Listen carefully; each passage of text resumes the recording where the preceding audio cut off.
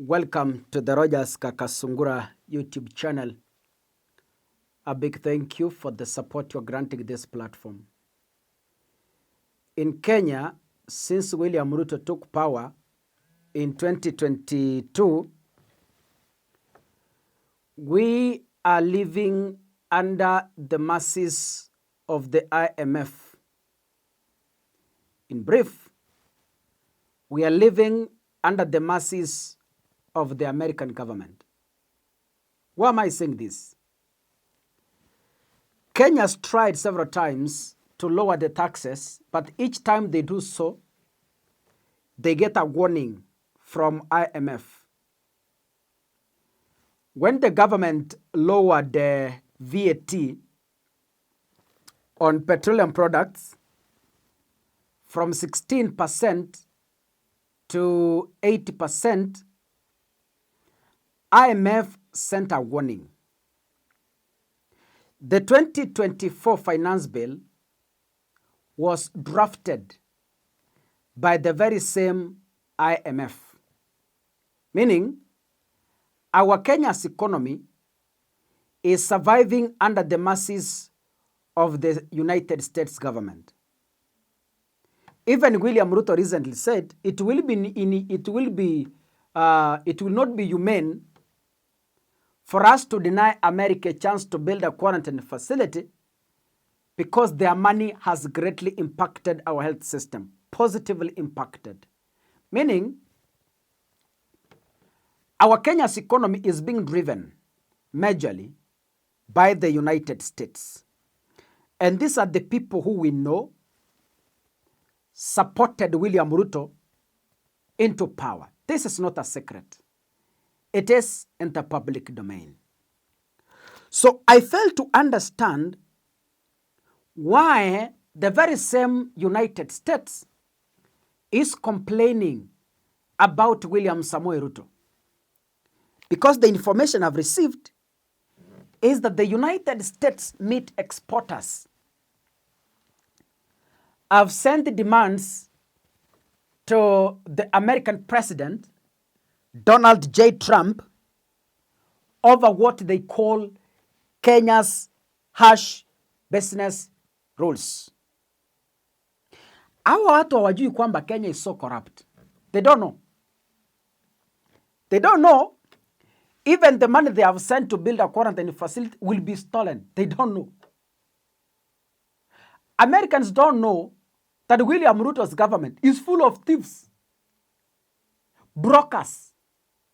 You cannot be awarded a tender in this government if you cannot buy a watch worth 100 million to people like Mo, and you know them. Well, si mnajua wale vijana wa Ruto wanavanga belt kubwa kubwa, masaa mazito mazito. Those individuals, you can't access a government tender if you can't cough a belt worth 2 million. You cannot.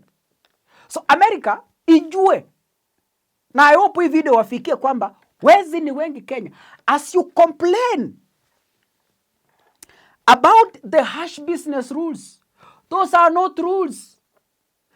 I don't know how to explain to you until you understand. Kenya has no tough rules. And the rules that are there that we know ni rules za kununua viatu ya milioni 2. Ukinunulia mtu viatu ya milioni 2, akiwalai, biashara utapata Kenya. Ukinunulia mtu saa ya milioni 1, biashara utapata mingi. So America, it is not about non-government rules. These are about individual non-rules. This is what they are saying. They want Donald Trump administration to compel Kenya to remove what it describes as harsh trade barriers that they say limit their international business activities. Let me take you back. There's a time when Murkomen was the cabinet secretary for roads. it's in the public domain. News came and a warning came that American contractors are getting it hard to access government tenders because of increased bribing, This time, ndio huyu kijana wetu walikuwa anaendanga Dubai na cash kwa gunia. Mnakumbuka mtu you remember a story of a Kenyan CS who was seen in Dubai with sacks of dollars in a suitcase. Government traders, the American traders, I want you to know that even the little we receive from you as grants, some people are using it to buy buildings in Dubai. That is the sad reality. And you should understand this. In a letter, the U.S. Meat Export Federation has listed Kenya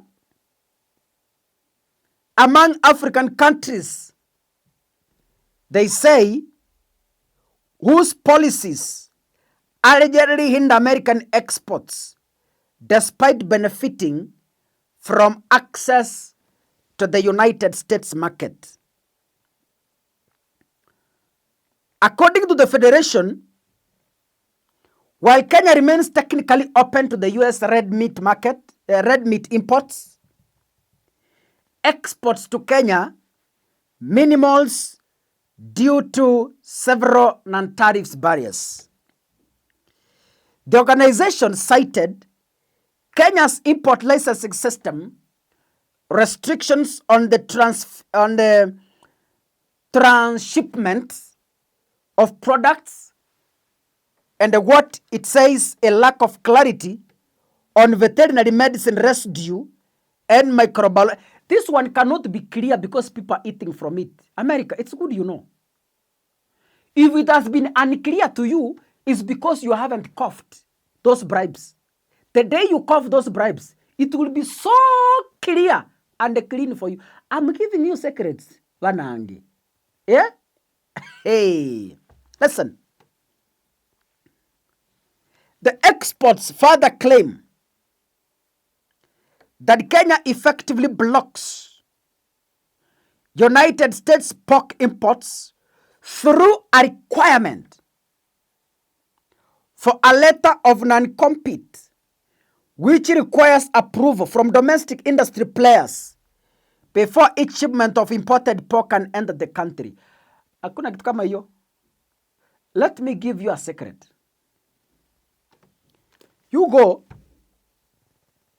and find the people involved. Do you know in Kenya we have fake caps, badges? How they get into the market, nobody understands. A product that has not gone through due verification, it has a caps badge. So you ask yourself, how? People import liquor from Uganda, they repackage it in Kenya without going through the due verification process, but it has a caps verification badge. How did it get it there? So Americans, I know you don't like bribes, but here in Kenya for you to do business, you must cough something. So these barriers you claim here, which are not clear to you, they will become clearer, transparent, and focused once you cough. So if you cough today, they will become understandable, and you will know them. And it will be so easier for you. So go and know. This is not a secret to you. And I believe this video will reach you. Go and know the people involved. The gatekeepers, of course they're there. Take them to Akamukunji and give them a watch and give them a belt. Of course, give them a shoe. They will open ways for you. They will open more opportunities for you. But until then, Those regulations might not be even clear. God bless you. See you in the next episode. Asanteni sana.